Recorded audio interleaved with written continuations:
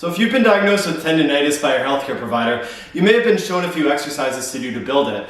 And while those are the best thing you can do for it in many cases, the one thing a lot of people don't explain is how hard you should go when you do these exercises. So I'm going to show you guys a really simple starting out process for those who aren't sure how much pain they should have and how difficult the exercises should be. So listen up.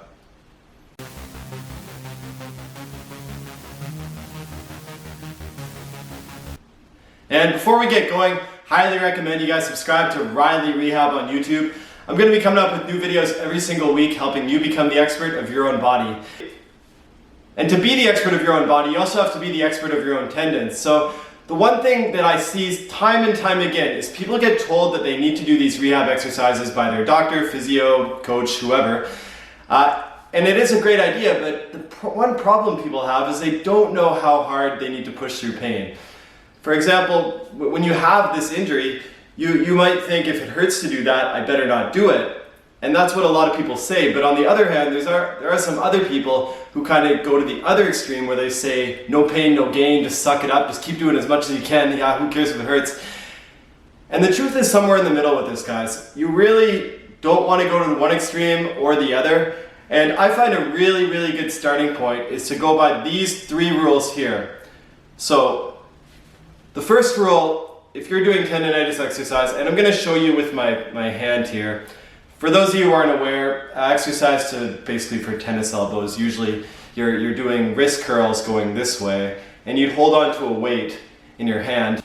So if this water bottle here is a weight, I'm going to be doing the curls up like this.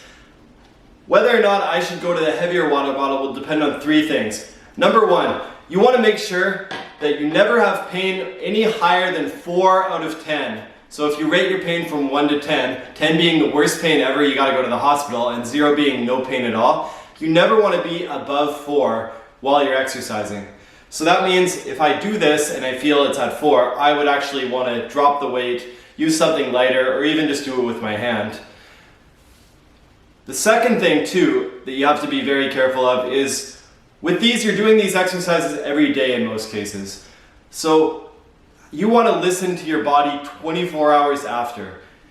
If you have pain after doing the exercise, so for example, I do this, I feel the burn, and I have maybe 3 out of 10, 1 out of 10 kind of pain for the rest of the day, that's okay. But if the next day, 24 hours after your initial exercise session, you find the pain gets worse from what it normally is, that's a sign that in many cases you've done too much. So I would recommend at that point, if you notice that, I'd say just tone it down on the weight or the reps because it feels like you're doing too much at that point and you want to do something that you can do every single day. And the third important thing for knowing how much to do is if you do these exercises and you do, let's say 3 sets of 10, however much you're normally told to do, you have 0 pain while you're doing these and 24 hours after you still have 0 pain, or your pain does not increase any more than how bad it usually is while you're going through the injury, because everyone's going to be in pain when they have tendonitis. If it doesn't go up at all 24 hours after, and it doesn't cause you any pain or any more pain when you're doing it here, that's a sign you can go for either the bigger bottle if you're doing it like this at home, or for the bigger weight if you're doing it in the gym. And I find this works really, really well as a starting point for anybody who has tendonitis, just because you do want to do things to load it, you do want to put it under pressure. I can almost guarantee if you want to get results, you do need to have a bit of pain in the process. I think it's really crucial for the healing. Some people get a little too overcautious with it. But at the same time, just knowing the limit, because you are doing this as a day-to-day workout. This isn't like doing back squats or bench press and taking 3 days off after. This is a day-to-day routine until it gets stronger. So please, if you have any other questions, let me know here, and of course talk with your healthcare provider before taking this advice, but I find this is a really good starting point to help you guys get on track, and I wish you all the best in your tendonitis rehab, so please like and subscribe, and I'll see you next time.